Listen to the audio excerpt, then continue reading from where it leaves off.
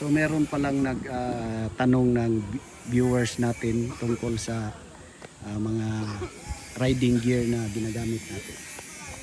So ito, yung jacket niya is SICK. So ayan, may padding yan dito, dalawa yan. Tapos may padding rin dito. Tsaka sa likod. Ayan. Padding yan. Tapos yan, SICK.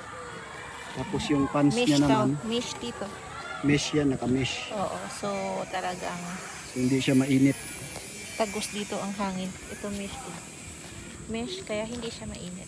Tapos yung pants naman ng partner ko, yan, SICK pa rin. May padding So dito. may padding siya dito. May padding dito.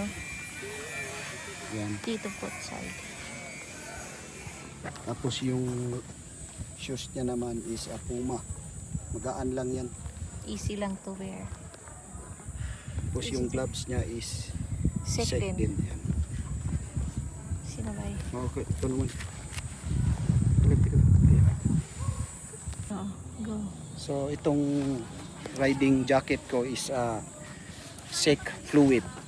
So nabili ko to ng 4,200. 4,200. So height ko is 5'9", 95 kg, double XL. Sakto lang yung sa akin, double XL. So naka-mesh rin siya dito, yan ang mga mesh. Tapos may padding rin siya dito, shoulder. Tapos sa back.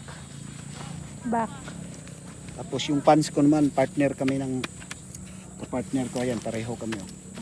May padding here. Walang padding here din. Tapos dito, ayan. Oh. So ito yung sinuot ni yung ambassador ng SICK na si Abdul in Mars. Si Abdul yan. Ito yung so may hood to dito. Kaso tinanggal ko lang yung hood. Ayun. Tapos itong mga pants namin, dalawa. Ito yung sinuot ni Motodek. Motodek. Yan. Ito may kapartner to sa partner ko, meron siyang jacket nito.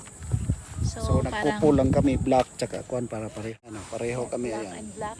And then yung pantalon natin pareho din. Yan, Oo. black. Meron tong partner, pero parang pareho lang kami ni Wendy. Yan. So SICK yan.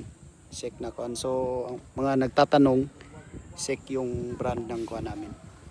Maganda Jacket, pang forma. Hindi lang talaga jacket, pang forma, pants. kundi buhay ang prinotektahan.